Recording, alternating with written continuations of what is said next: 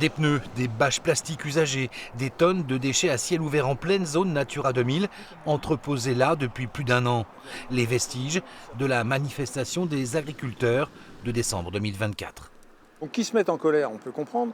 Le préfet a réussi à ce qu'ils ne mettent pas des produits chimiques dans la réserve de la Bédive, mais en contrepartie, ils ont déchargé leurs pneus le long de la 4 voies. Et aujourd'hui, c'est là, plus personne ne sait quoi en faire.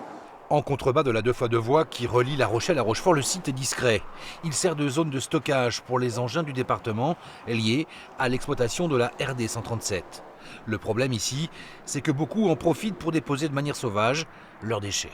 Quelque part, ça la fout mal, quoi. Enfin, c'est pas très, très beau dans le paysage, ce genre de choses.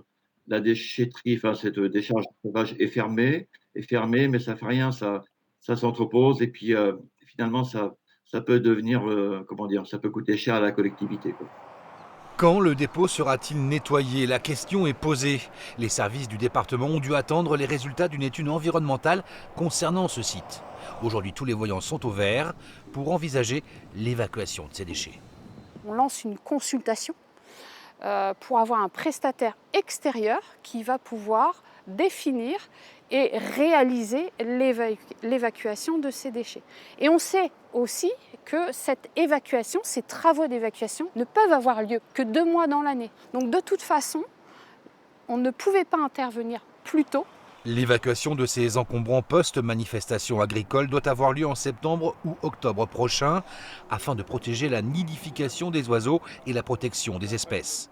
Un premier devis a été réalisé entre 180 et 200 000 € à la charge du département de la Charente-Maritime.